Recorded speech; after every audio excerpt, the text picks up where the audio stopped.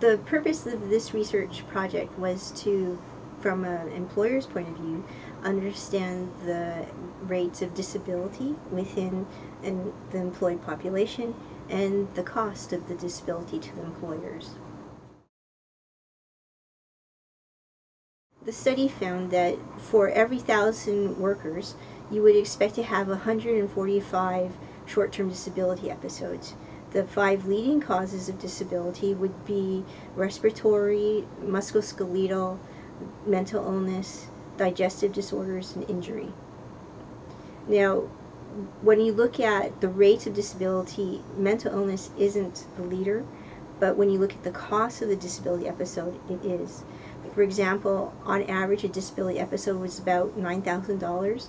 When we looked at mental illness, it was about $18,000 per episode. So it was almost double that of your average episode cost.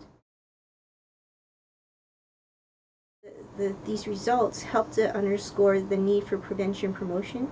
That we know that about 10% of people who are working have a mental disorder.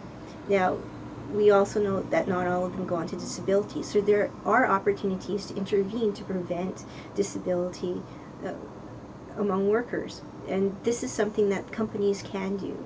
For example, ensure that people have access to treatment while they're at work. For instance, can they go off work to get to an appointment?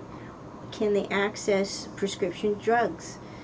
Are the out-of-pocket costs too high, or are they just right, so that people aren't dissuaded from accessing them? What's the workload like? And is the workload adjusted so that it's not always stressful, and it's moderated so that there are times when people aren't stressed, so it's not constantly a chronically stressful job? Is there attention paid to work-life balance, and that people have email or Blackberries? Is the expectation that they are constantly on call to answer their Blackberries, even when they're at home and it's off work hours? So these are things that companies may want to look at and establish policies or a work culture that allows people to have time off when they're not at work.